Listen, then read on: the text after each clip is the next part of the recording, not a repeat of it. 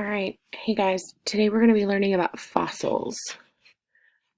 So I want you to think about, what do you already know about fossils? All right, as I click through the PowerPoint, you're going to write down the fossil on this side of your page, and where do you think it's found on this side? So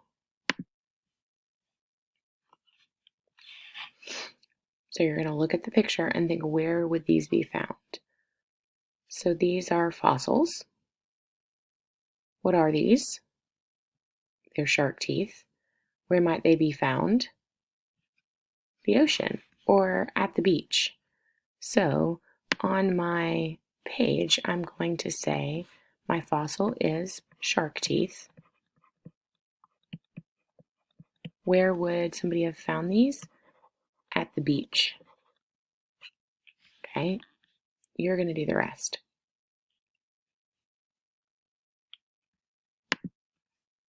All right, this is a starfish, a fossil of a starfish.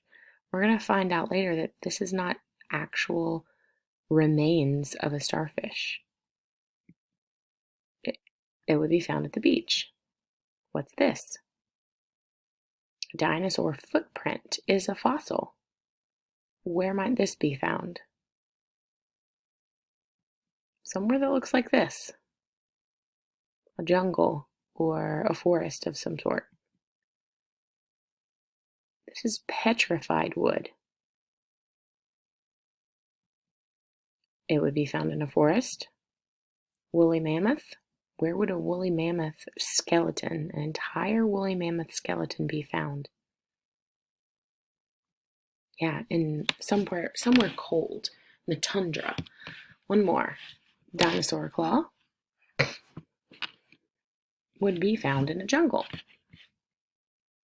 All right, so what are fossils? Fossils are the remains or traces. It means something that was left behind, but it might not actually be the animal. Of plants and animals which lived thousands or even millions of years ago. So we know to create a fossil, it takes a long time. So this is the definition of a fossil. Fossils are either the remains, that would be the bones left over, or traces. Maybe this would be a footprint. It's not the actual bones, but we can tell an animal was there.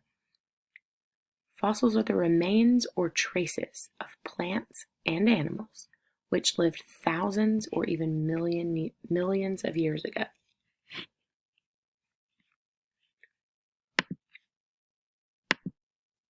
So if you open to the inside of that packet, we're going to talk about how a fossil is made. So follow along with me, filling in our notes. For an organism to become a fossil,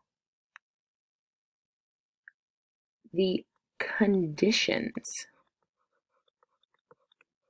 have to be just right. Not every animal that dies is going to become a fossil. The conditions have to be just right.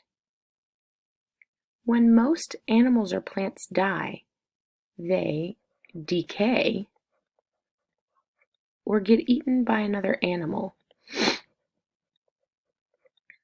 We know what decay means.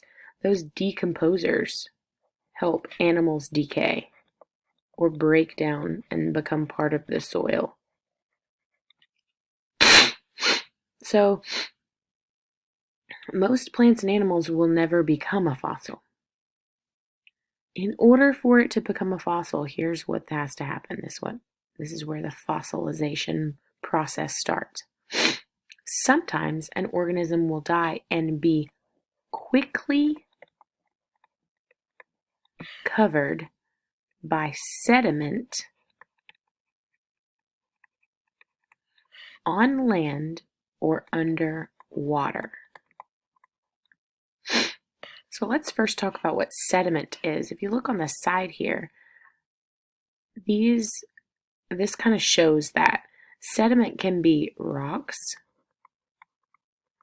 it can be sticks, broken up pieces of sand or dirt. Sediment is small particles. So I'm going to draw an arrow. Sediment is small particles. So this fish died and got quickly covered by sediment. Over time, many layers of sediment pack on top of the organism. The packed sediment turns to stone or rock.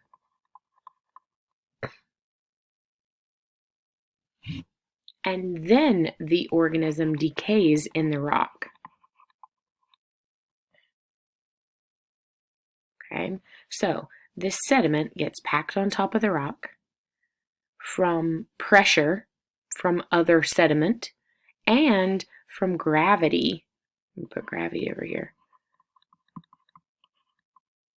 Pulling all of this stuff down, there's a pressure on top of this fish and on all of these particles, and there's also heat from the Earth's core.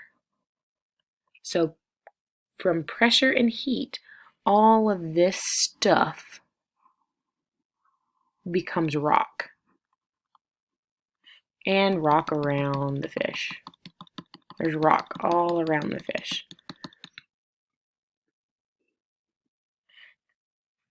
Okay, so pressure, sediment on top of the fish quickly. It can't start to decay before. Sediment, and then sediment, sediment, sediment, sediment. Then pressure, gravity, and heat turn all of this to rock, and this fish decays inside the rock. And it leaves a mold of its shape in the stone or in the rock. Okay, now sometimes the bones get left there. So when we think about mold, we think about a space. Think about if you're making candy chocolates. If you want to make a chocolate that looks like Mickey Mouse, you need a Mickey Mouse mold.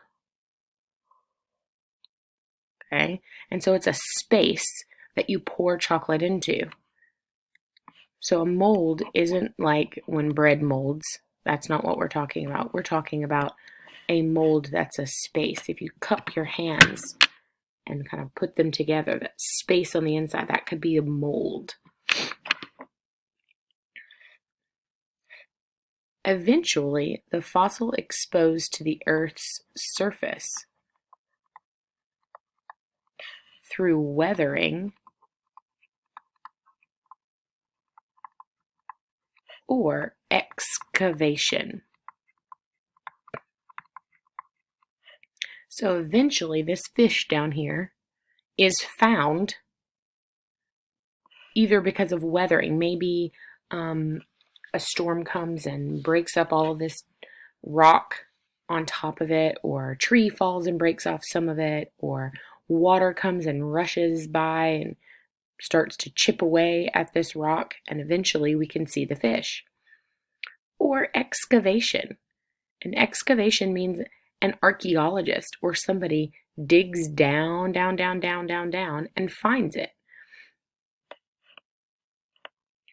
So by studying fossils, scientists can determine how and where the animal lived, what the animal ate, and the Earth's environment around the fossil or the animal. So, not all animals become fossils. An organism dies quickly, and this sediment packs on top of it. Over time, that sediment turns to rock, and this animal decays inside the rock, leaving a mold. Sometimes its bones are left there too. Scientists dig it up, or weathering exposes it so somebody doesn't have to work as hard to find it. And that's how fossils are made.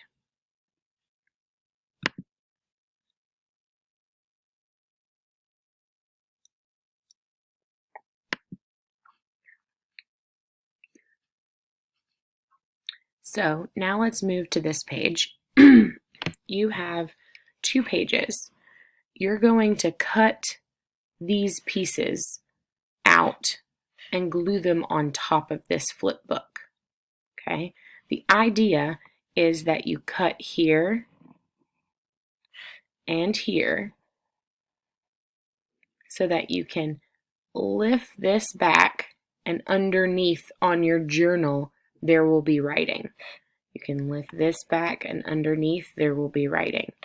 You can lift this back, and underneath there will be writing. You can lift this back, and underneath there will be writing. These don't have to be cut out perfectly. Just cut a square and glue them on. Go ahead and pause the video so you can cut this out and glue them on. I'm going to continue. So there are 4 different types of fossils. We're going to start with the mold fossil. Molds are typically formed through the creation of a sedimentary rock. In the process of a mold fossil forming, a hard object such as a shell is covered with mud and other sediment. Over time, the sediment hardens. Water seeps into the hardened sediment and breaks down the shell. Now there is an imprint left in the sediment, taking the shell's place. There's a hollowed out space left in the rock where the rock once was. This is known as a mold fossil. So in your journal, under mold fossils, let's write mud and sediment.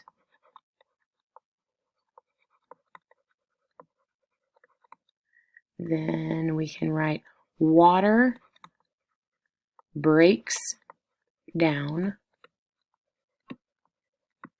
plant/animal. So water seeps in and breaks it down. We know water can be very powerful. So a space is left. So a mold fossil isn't actually the shell. The shell is gone. The water broke it down. But we have a clue in the rock, an imprint. Space is left. We can write and imprint. That there was a shell there. Okay? Let's move on to trace fossil. Trace fossils teach paleontologists about the behaviors of animals from the past. This can be very helpful for organisms that are extinct. Trace fossils are clues left behind by an animal, not the actual fossilized animal remains. Animal footprints, nests, tracks, and burrows are all examples of trace fossils. So trace fossils show animal and plant behavior.